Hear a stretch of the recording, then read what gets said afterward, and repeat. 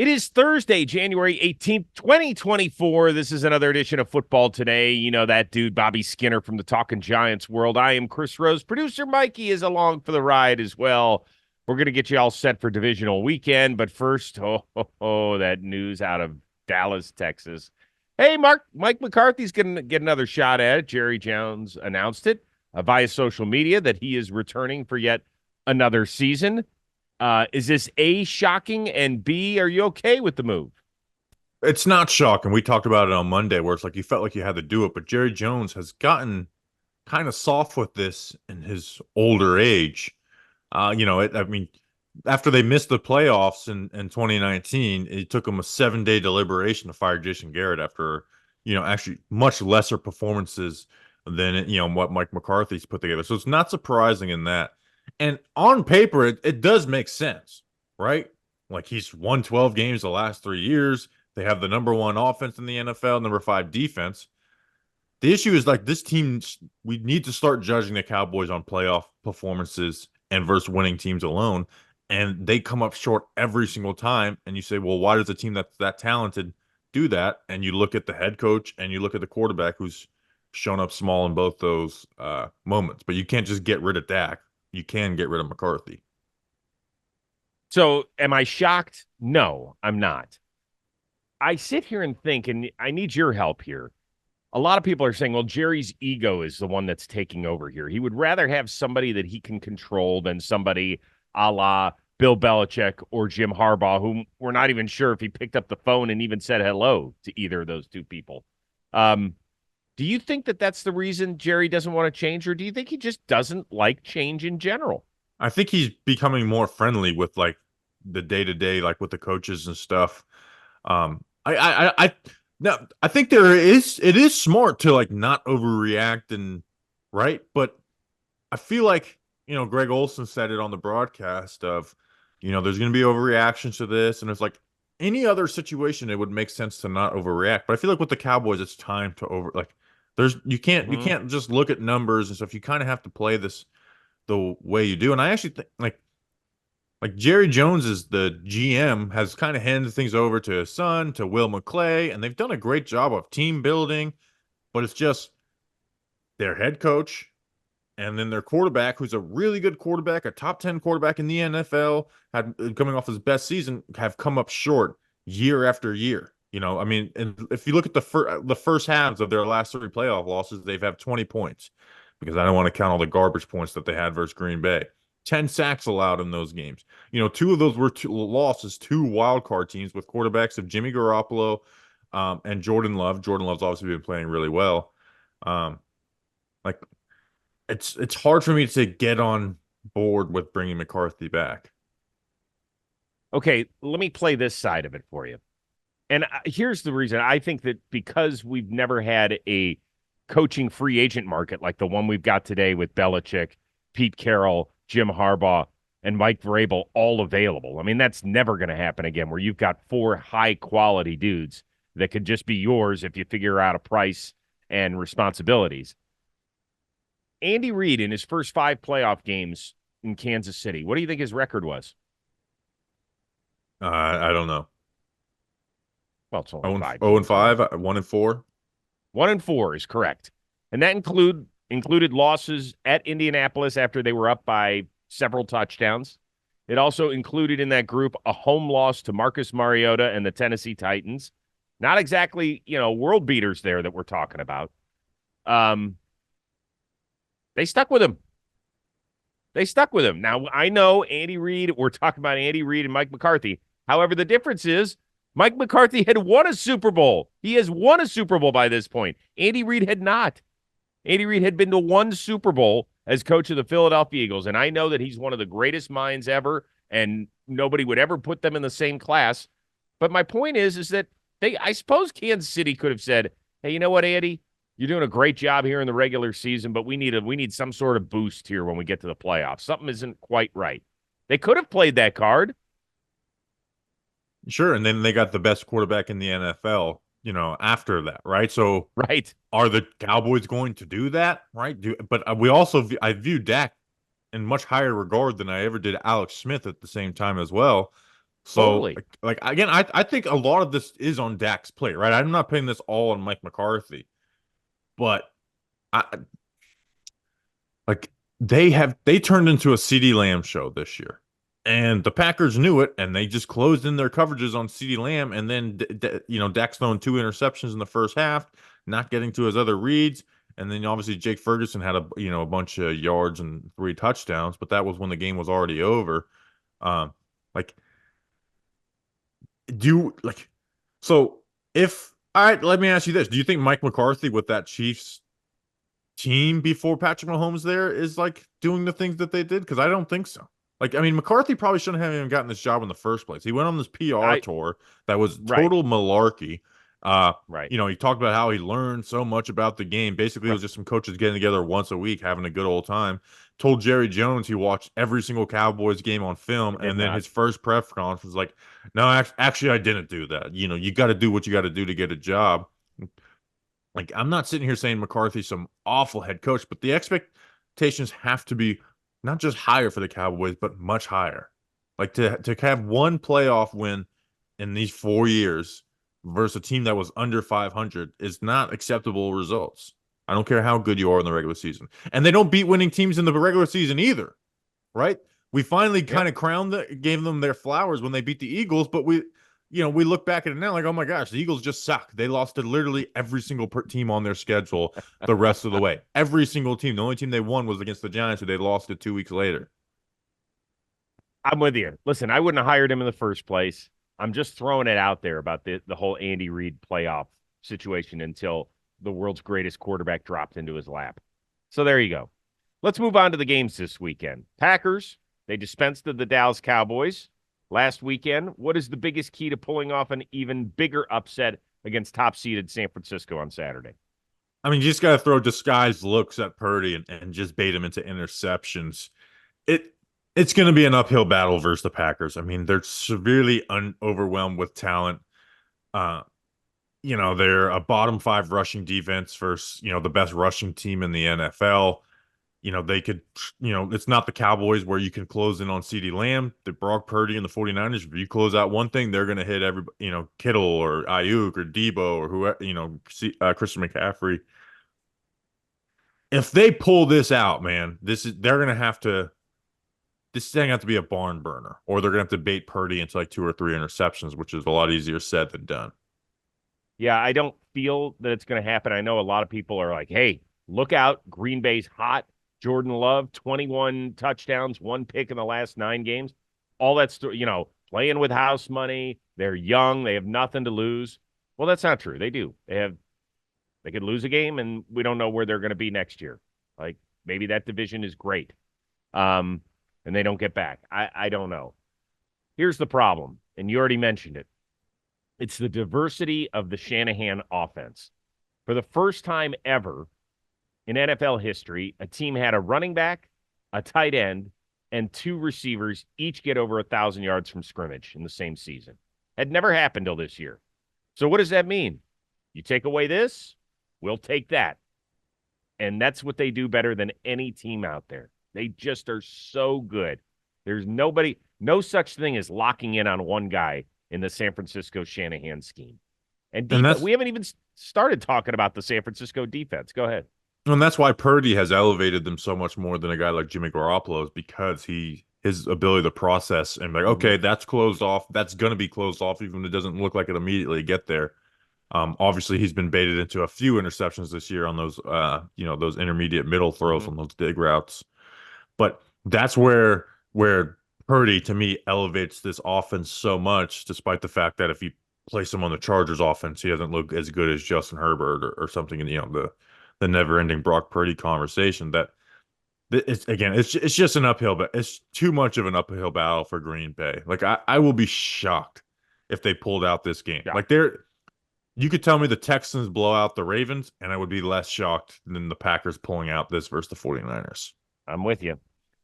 Speaking of that game, it's the early one on Saturday. Number 1 seed Baltimore Ravens. They'll kick off divisional round weekend by hosting red hot Houston. Do you expect the Texans to do to the Ravens defense what he did to Cleveland's last Saturday? No, because the Browns are a "this is what we do" type of offense, and the Ravens are very much not that. And I think they're going to really try and limit the big plays that CJ Stroud looks for. I mean, CJ Stroud has, him and Brock Purdy have been the two best deep passers in the NFL. Mhm. I think just if going by eye test, it's been Stroud. The only two games that he didn't complete a deep pass this year were versus the Jets and then the Ravens. Obviously, the Ravens were week one, but still, like that does count for something. But that being said, I'm so excited because Stroud is not like, oh, just throw the ball deep or bust, right? Like he knows how to hit all of the field, he knows how to extend stuff in the pocket. He's gonna have his blind side protected with Laremy Tunsil, so whoever they're having line up over on that side is not gonna really be able to get generate pressure.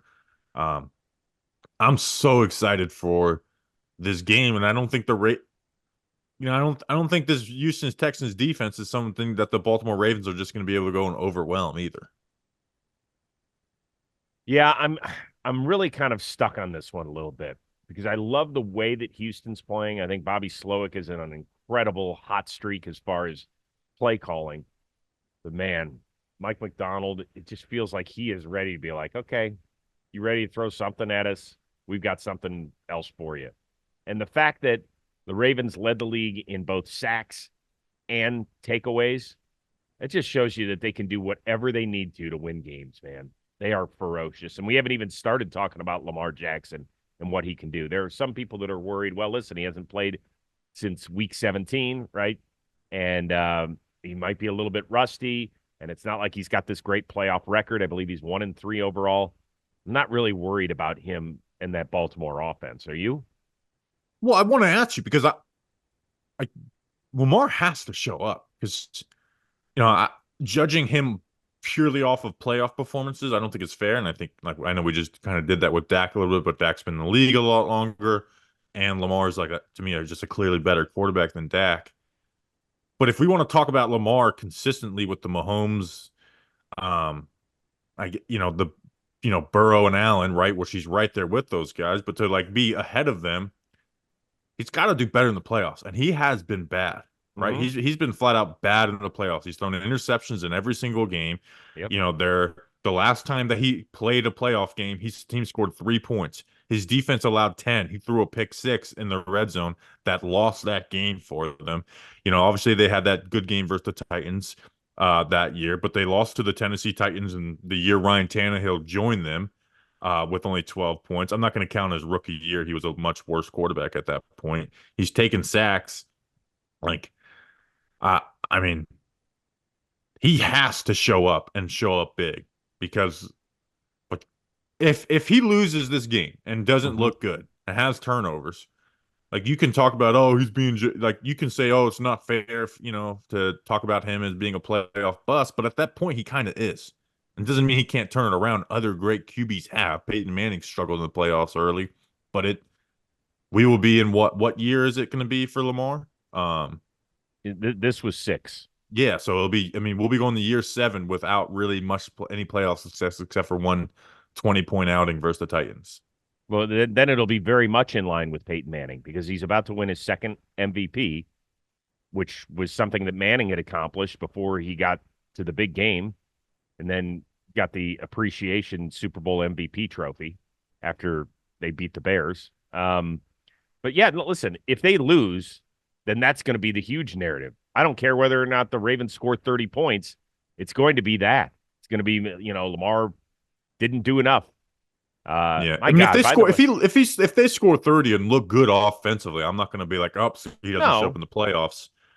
But if he looks like he has in every playoff game except for the one game versus the Titans, then it is.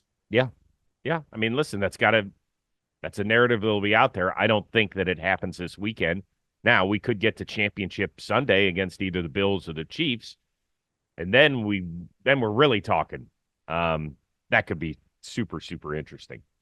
It's the NFL playoffs. Teams are entering the home stretch and glory is in sight. We've teamed up with DraftKings, an official partner of the NFL. And right now, they have an offer you don't want to miss. All new customers will get $200 in bonus bets instantly when they place their first $5 wager on anything. So download the DraftKings app now and use promo code football today. Wondering what you can use your $200 in bonus bets on? Combine multiple bets together from the same game for a shot at an even bigger payout. If sports betting is not yet available in your state, not to worry. You can still join in on all the fun with DraftKings Daily Fantasy Sports. Mike, well, who's your pick for the Super Bowl? I think I gotta go with the 49ers. Hmm.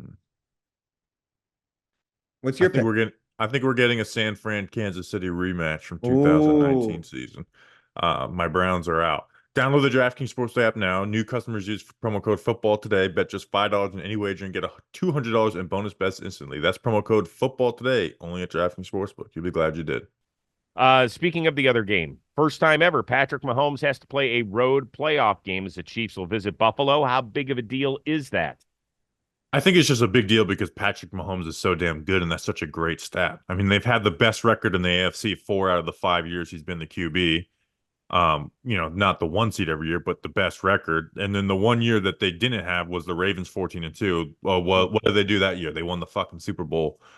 Um, so I think it's a big deal in that. I don't view it as like, oh, they're going to Buffalo. They are there. That's a massive disadvantage. I trust this team on the road. Um, Again, if their wide receivers don't screw them, I like the Chiefs. I really do. I think they've been good. I don't think even though the Bills have went on a winning streak since they fired Ken Dorsey, I don't think their offense has been better without him. I like the Chiefs in this game. Oh boy. So the Bills have played very well at home, right? They have lost one game, and that was that Monday nighter against Denver, where they turned it over on the first play and they couldn't stop turning it over. And it ended up being Ken Dorsey's final game as the play caller in Buffalo. It feels like since then they've kind of hit their stride a little bit. There have been some games where they haven't played great, but they have won, I believe it's now 6 in a row, Yeah, including some last week's tight games play. versus the Chargers and Patriots Yeah. in there, but they've Yep. won. Yep. They have won. They have won. The thing I worry about with Buffalo is their number of defensive injuries, right? I mean, they lost some huge, huge names, obviously, in the beginning of the year with Milano and Tre'Davious White. And then last week, there were a bunch of guys that limped off the field. Bernard, Spector, Benford, who's played great this year in the secondary. They did not have Rasul Douglas, who I saw was back at practice this week. That was good for him. Taylor Rapp, who's coming off of an injured calf. We know that those are tricky. So they're going to be without a ton of playmakers possibly on the defensive side of the football against that demon who throws the ball. I know those dudes have had a hard time catching it, but at some point you think that'll stop. And I think Mahomes has been pretty damn like he was really good last week versus the Dolphins, right? Great. But like, yeah, like that was a top five coldest game in NFL history. The only guys who had better games than him last week were Jordan Love, CJ Stroud, and Matthew Stafford. In my opinion. Um, and these teams have both played the Bills or the Dolphins in the last 2 weeks. The Chiefs handled them. The Bills, they won. It wasn't like a struggle, but it was a Was game at though. the end. You know, um, but you kind of felt good about the Bills in that game throughout. Uh, I I like this Chiefs. I think they have the better quarterback, and then they have the better defense. Mm-hmm. Um, and I went and looked at some Joe Brady, Ken Dorsey splits. They're averaging over 10 points per game more with Ken Dorsey. Now I know opponent matters in that, but Right. they haven't had these offensive performances. Now they've ran the ball a lot more. Cook has 5 more carries per game, which is the difference of like 6 and 32nd in carries per game this year. But his efficiencies went down. He went from 5.1 yards per carry to 4.3, which is a huge difference. Big drop. Um, so if they can, like, I like what they're doing, right? They're understanding, hey, it's a little less efficient. We're not getting as many, yards per carry, but we are being a more balanced offense and we're controlling the ball a little more. But you got to have some big plays in the run game and that run game to really, really work versus Chiefs defense for them to put up 28 to 31 points, which I think is what it's going to take to win it. All right, so you'll take the Chiefs, I'll take the Bills. We'll meet on Monday.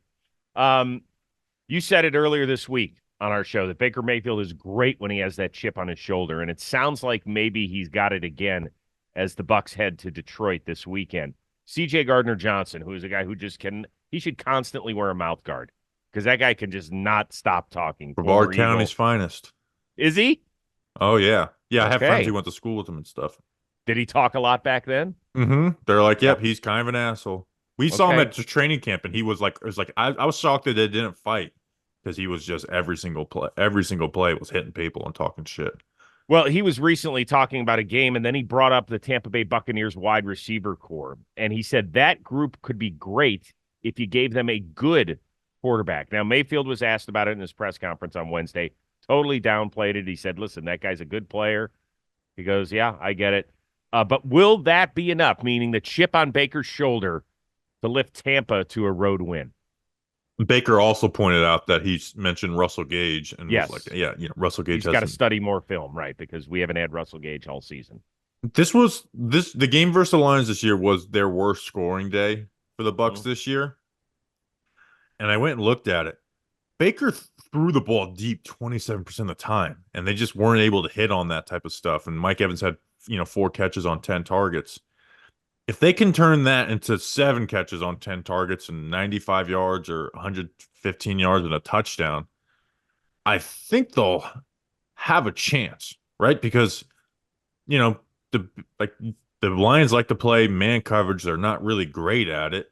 And you have Mike Evans who can take advantage of that, right? Who can have this takeover game. So I think this game's going to be tighter. I think it's going to be a lot closer of a game than it was, earlier in the season. On top of that, Detroit is really feels like an easy choice here for a lot of people, right? The Bucks had to struggle all the way to week 18 and win 9-0 at Carolina just to solidify itself a playoff position. And then they took care of the Eagles, which is great, but everybody's like, well, the Eagles suck. So what does that mean anyway? Whereas a lot of people were like, okay, Detroit, first home playoff game in 30 years. They win that. We see the groundswell of emotion, the whole bit. But not only that, they also beat one of the hottest teams in the NFL in the Rams. So a lot of people are going check, check, like Detroit's checking all these boxes. They're coming in and they're the team that's supposed to win this weekend. And when was the last time we could say that about Detroit where it was definitive? There were a lot of people picking the Rams last week, a lot. And now everybody's like, oh, okay. And I think that is the perfect scenario for Baker in this team. Perfect. I would not be shocked if on Sunday night or Sunday afternoon or whatever time that game's going to end, that the Bucks are walking into the NFC title game. Yeah, it's damn. You just said the Bucks going into the NFC title game. Like, oh my God, that's a real possibility. I think It this game will be is. a lot tighter, but I do have more faith in the Lions. I think Amon-Ra St. Brown's going to go off this week. He had 12 catches, 120 yards, and a touchdown in his last matchup. He was huge last week on third down. Um, and like the blitzing and pass rush is what makes the Bucks so deadly on defense, and the Lions have one of the best offensive lines in Yes, they do. football. Now I know the Eagles were supposed to have one of the best offensive lines, but their offense didn't have receiving answers for the blitz. The Lions are going to have that, specifically Amon-Ra St. Brown. So I think we're going to get that, and it's just to me, it's whether Baker can take advantage of those big play opportunities that are going to be there for Mike Evans and Chris Godwin and even Trey Palmer. And they were able to get chunk plays in that last game. They just weren't efficient at all. So those chunk plays are going to be available there for them. You got to hit on them. You got to be accurate. And, 2 or 3 plays can make the difference in this game. Now, here's the one last point I want to make about the Bucks. Whenever we talked about them during the season, I said, what the hell did they do well? And let's be honest here, the answer is really not much. Bottom 10 in both total offense and total defense. Only one other team in the last 30 years has made the divisional round when they've been ranked that low. And that was the 2010 Seahawks, who won the Beastquake game Oh, when they yes. were below 500 during the year. And then they didn't end up making it to the NFC Championship game. So the Bucks could have a little history on their side, and they end up winning this thing. It'll be fascinating if that happens. We'll see. Who won Rookie of the Year that year? 2010. Are we talking offensive or defensive? Offensive. It plays into the Seahawks.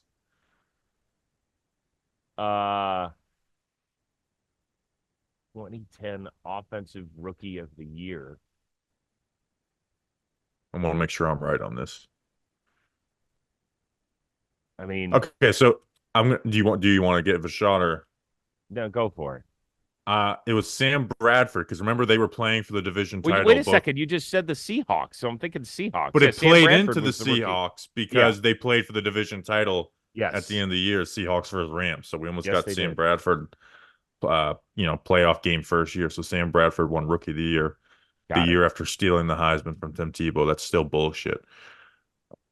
Do you want to do Jerod Mayo or no? Yeah, let's talk about it. I don't have Okay. like any crazy takes, but I do have Okay. worries about the Patriots. So this is a guy who, as you remember, was a first round pick of the Patriots in 2008, won several Super Bowls with them, went out into the business world, got some experience, came back, started coaching, and now he's the guy replacing Bill Belichick.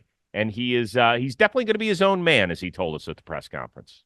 I want people around me that are going to question my ideas or question the way we have done things in the past. Because realistically, this game's a lot different than when I was drafted in 2008. At the same time, that's why I try to spend so much time in developing young men and young women so they know I don't want to teach them, what to think. I want to teach them how to think. His press conference was awesome. I watched it and I had it on. My wife was sitting down doing some work in the background. She was listening. She was like, "This guy sounds awesome." I was like, "Yeah, he definitely won the press conference, no question."